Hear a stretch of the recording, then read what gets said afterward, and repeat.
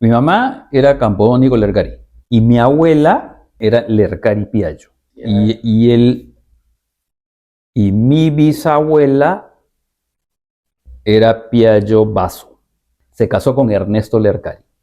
El papá de mi bisabuela Clelia Lercari Basso, el papá, no, Clelia Piaggio Basso, era Faustino Piaggio. El primero que vino fue Faustino Piaggio en el siglo XIX.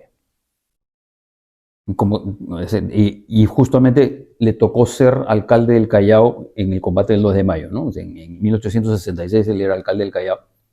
Ya había, o sea, en ese primer periodo, digamos que acá tenía lo que le llamaban en esa época casa mercantil, ¿no? Que básicamente era que importan cosas y las venden, y esa casa mercantil quedaba en el mismo Callao. Esa casa la heredó después mi mamá y más o menos hará, no sé, pues tal vez 20 años, se la vendió a un capitán de barco griego. Hoy en día todavía existe esa casa que se llama Casa Piaggio, donde este capitán griego recibe y le da, o sea, es su empresa para darle servicio a los capitanes de los barcos que vienen al Callao, que llegan al Callao hasta el día de hoy. Y es una casa bien interesante porque los planos los hizo Eiffel, la Torre Eiffel. Ella nació en Turín. La familia era de Génova, pero ella, por circunstancias de la naturaleza, le tocó nacer en Turín. Tan es así que mi pasaporte italiano viene de Turín. El Ernesto Lercari, mi bisabuelo, la familia de él tenían flota mercante desde siglos, ¿no? O sea, era una de las flotas mercantes más importantes de Italia en esa época incluso. Tan es así que él era uno de los hombres de negocios más importantes de Génova en los 20s, 30s, ¿no? Del siglo pasado. Tenían un palazzo que hasta el día de hoy existe. Ahora se llama, creo que se lo vendieron a una familia Parodi. Entonces ahora ese palazzo se llama Lercari Parodi. Ahí funcionaban todas las oficinas de la naviera, me imagino. Pero ellos vivían en las afueras de Génova, en una zona que se llamaba Cuarto al Mare, y ahí tenían una vila, ¿no? Entonces, mi mamá se acuerda en su niñez que esta vila, pues dicen que era, pues, claro que después, no sé si, creo que llegaron a ir una vez en una oportunidad y ya la casa obviamente ya le parecía, no le parecía tan grande, pero sí en esa época dice que le parecía pues enorme, pues era una vila grande, con terrenos grandes. Me imagino que debe haber sido una cosa normal, o sea, una de esas residencias pues enormes para una familia grande, ¿no? Ella, y ahí empieza, o sea, lo que una vez me contaron fue que empezó el auge del fascismo por Benito Mussolini.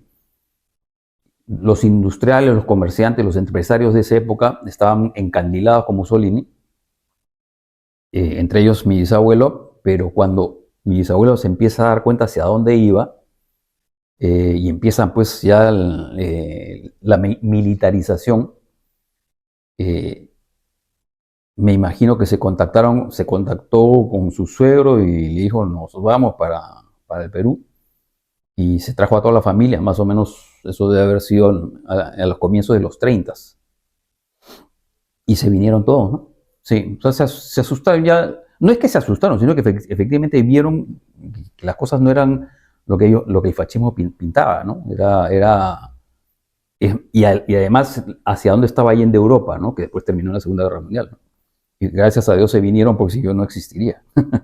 Mi bisabuelo Ernesto con mi bisabuela Clelia y mi abuela Iole y sus hermanos Renato y Guido.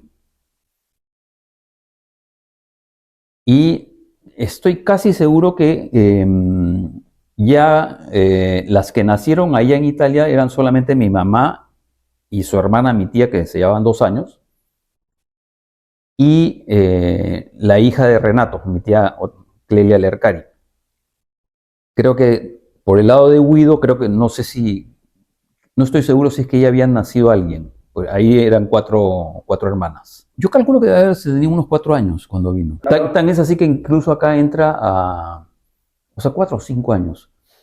Entraron al Vía María. Parte de la familia ya estaba en la punta, o sea, porque mi tatarabuelo, como era chalaco, pues, bueno, se hizo chalaco, digamos, en la punta. Pero mi bisabuelo decide ir, no sé si, me imagino que se comprarían la casa, una casa en la avenida Wilson frente al Parque de la Exposición, que en esa época pues la avenida Wilson era espectacular, pues era, y ahí tenía una casa también bien grande,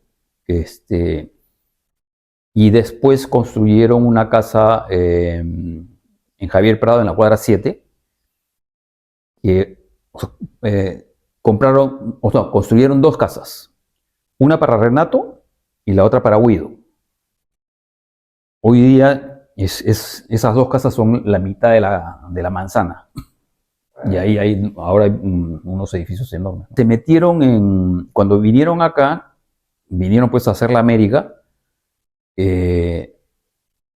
tanto Renato como Guido literalmente pues se fueron a, digamos, a descubrir, o sea, han ido a través de los Andes, han llegado incluso hasta la selva, invirtieron en ganadería, invirtieron en minería,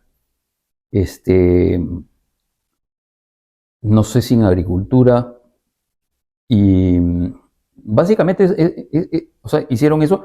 Mi abuela, obviamente, por ser mujer, en esa época pues, simplemente la mujer estaba en su casa, ¿no? Y claro, mi abuela fallece a los 12 años. A los 12 años de la edad de mi mamá. O sea, cuando... no recuerdo cuántos años tendría ella, pero mi mamá y mi tía se quedaron huérfanas. Y mi tío Renato, o sea, el hermano de mi abuela, se hace cargo de ellas. Y ellas han vivido desde esa época con mi tía Clelia, que era la hija única de Renato. En Cerro de Pasco compraron, creo que fueron un par de fundos, entonces tenían una hacienda bastante grande, básicamente dedicada al ganado lanar. Y realmente que lo desarrollaron bien porque o sea, ganaron muchísimos premios, ¿no? Internacionales, incluso de las ovejas que tenían, ¿no? Y bueno, eso se perdió con la primera reforma agraria que hizo el primer gobierno de Belaúnde. Y como te decía, no, como eran tan chicas, fueron tan chicas, que vinieron tan chicas, para ellas fue normal el estar pues, en las casas que tenían, en los lugares donde vivían, e incluso subir y bajar a Cerro de Pasco era también como rutina, ¿no? Y en esa época había una buena colonia italiana en Cerro de Pasco, independientemente de la hacienda, pero en Cerro de Pasco había una muy buena colonia. O sea, de todas maneras era un viaje, porque saca tu cuenta cómo eran los carros en esa época, de todas maneras te demoraba bastante en llegar. Entonces sí tenías que viajar con esas maletas antiguas, que literalmente pues tenías que llevar un montón de cosas, ¿no? Entonces sí había una casa hacienda allá, pero no era pues el lujo que podías tener acá en Lima, ¿no? Creo que en esa época era más, digamos, eran círculos mucho más cerrados, las mismas familias, ¿no? No era que se relacionaban tanto con toda la colonia italiana, ¿no? Yo creo que hoy en día eso existe un poco más, gracias a las redes y todo, ¿no? Porque yo lo que recuerdo es, fuera de, o sea, dentro, o sea, lo que más recuerdo efectivamente es la familia más allegada. Entonces, o sea, mi tío Renato, mi tío Guido, mis tías, o sea, las primas de mi mamá, y mis primos. Fuera de eso, nosotros no teníamos mayor acercamiento, mayor relación, salvo que llegaran los que vinieran, pues, los que venían de Europa, ¿no? Y justamente mi oído al idioma italiano lo desarrollé de niño, de forma natural, de escuchar cómo conversaban italiano. Tan es así que cuando llego a Italia, pues en una semana llegué italiano, ¿no? Esto fue en enero de 1976. Y mi mamá nos dice, se casa un primo mío, quisiera que me acompañe. Entonces mi hermano y yo la acompañamos y en la recepción, que fue en una casa grande, de repente me encuentro con unos primos míos. Y le digo a uno de ellos, le digo, oye, ¿qué te parece? Pues se nos casa el pariente. Entonces me dice, ¿ah, sí? ¿Él es pariente nuestro? Sí. No, nosotros somos amigos de la novia. Entonces yo le digo, ¿cómo? Pero ustedes, yo pensé que venían por él. No, ni siquiera lo conozco, nada. Y justo pasaba mi tío Renato, o sea, mi tío abuelo, que era en ese momento era digamos, el mayor de toda la familia, no solamente de la parte del Lercari, sino de la Piaggio, era el mayor. Y entonces le digo, tío Renato, fíjate lo que está pasando, ¿no? De repente salimos a la calle, tenemos un accidente y resulta que chocamos con un pariente. Deberíamos conocernos toda la familia. Y lo que me comentaron después fue que eso se lo comenta mi tío Renato a su esposa, a mi tía Meche Lercari, y le encantó la idea y ofrecieron su casa. Y creo que ha sido 2 o 3 meses después de ese matrimonio, que fue a comienzos de enero, ahí fue la primera reunión de lo que era la familia Piaggio, porque mi bisabuela Piaggio Basso, o sea, Faustino, el tatarabuelo, tuvo 6 hijos, 3 hombres y 3 mujeres, ¿no? Una de ellas fue mi bisabuela, pero había pues toda esta rama grande, ¿no? Y recuerdo cuando llegamos a la reunión, la típica pues que te van poniendo tu nombre y el color dependiendo también de la generación, ¿no? O sea, yo ya era sexta generación, y yo era de los mayores de la sexta generación. Y ver pues que de repente de la noche a la mañana éramos casi como 120 parientes nuevos, ¿no? Algunos, muy pocos, los conocía pues de otras circunstancias, ¿no? Bueno, básicamente una de las principales es el amor a la familia, ¿no? Si bien es cierto, yo tengo un solo hermano, un poco aburrido, pero hay otros, conozco otros primos que sí pues son mucho más numerosos a la familia, ¿no? Después lo otro, ¿cómo se llama? El gusto por la buena comida, o sea, la buena comida italiana. Eh, Mi mamá tuvo una cocinera que aprendió pues esa fusión tan agradable que tenemos, ¿no? Las salsas pues con ingredientes locales, más una buena pasta, una polenta, los osobuco, y obviamente también o sea, yo soy fanático de las pizzas, ¿no? Una buena pizza. Yo una buena pizza te la prefiero encima de cualquier otra cosa, ¿no? Esta cocinera, o sea, a mi esposa y a mis hijos, por ejemplo, tú le mencionas la palabra mondongo y sencillamente nada que ver. Y, y lo único, o sea, siempre que iba donde mi mamá a almorzar, por lo menos un par de veces al año, de todas maneras hacía solamente para mí el mondonguito de la italiana. Ya, pues para mí eso era lo máximo, ¿no? Y eso, o sea, ya, bueno, mi mamá ya no está, Y la empleada, esta cocinera la tuve, o sea, cuando ya falleció mi mamá, la tuvimos nosotros y ahí sí disfruté, ¿no? Yo creo que lo que más le gustó fue la geografía. Siempre admiró mucho o sea, y le encantó la geografía peruana, ¿no? O sea, donde sea que vayamos, me imagino que, o sea, obviamente también porque, caray, cualquier rincón en Italia, pues es pintoresco, ¿no? Pero acá tenemos pues una geografía espectacular, ¿no? O sea, una costa tan estrecha, eh, las, o sea, los extranjeros que vienen y que ven una costa desértica tan estrecha, les llama la atención, ¿no? Y nosotros encima tenemos pues los Andes maravillosos que tenemos, que además vivimos prácticamente de la minería, ¿no? Y después la selva, ¿no?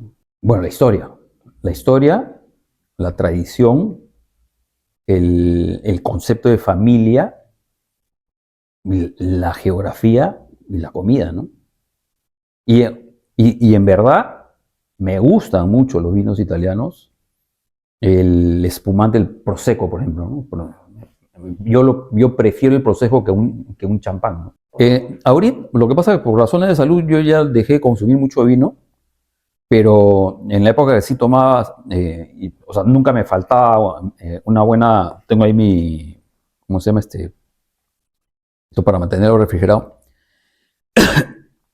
Es, antes, en una época acá en Alberto del Campo, estoy hablando pues a 4 o 5 cuadras, estaba Pastificio. Y ahí yo llegaba y sencillamente pues buscaba todo, o sea, qué ofrecían de vinos italianos y ahí me hice fan del vino italiano, me hice muy consumidor. Yo ya conocía del vino italiano cuando en los 80s empecé a probar sobre todo vino blanco, pero después ya el vino tinto, cuando estaba el pastificio acá, y obviamente ya cuando se mudó perdí un poco ese vínculo, ¿no? De vez en cuando ya iba a Miraflores. A mí me gusta más porque para mi paladar es más agradable. Más suave. Es más suave. Eh, no sé si será también una cuestión de que por la misma presión del mercado, tanto los vinos chilenos como los argentinos los obligan a madurar muy rápido, ¿no? Entonces pierdes un montón de características que si tú eres un poco, o sea, si te gusta el buen vino, no vas a escoger lo que te ofrecen generalmente, sino vas a tener que ser más selectivo, ¿no? Entonces, en el caso del vino italiano, yo no he encontrado eso, ¿no? No he encontrado que haya tanta presión o hay mejor calidad. Yo pienso que hay mejor calidad. Básicamente marketing. Les ha ganado los chilenos, básicamente por la cercanía, es que, aparte que acá hay mucho, o sea, en los 80s, básicamente en los 80s, 90s llegaron muchos publicistas, gente que estaba metida en marketing y en publicidad, argentinos. No sé si por ahí hay un prejuicio hacia estos productos, ¿no? Y es más, los productos argentinos en un momento dado desplazaron a los chilenos. Hoy en día yo creo que el vino argentino tiene muchísima más presencia que el chileno. Todo va a depender a qué, del sector, digamos, de qué tipo de consumidor, de qué tipo de ascendencia italiana. ¿Por qué te lo digo? Si es genovés, va a preferir precio. Si es florentino, va a preferir calidad. Si es milanés, va a estar de acuerdo con la calidad y el precio.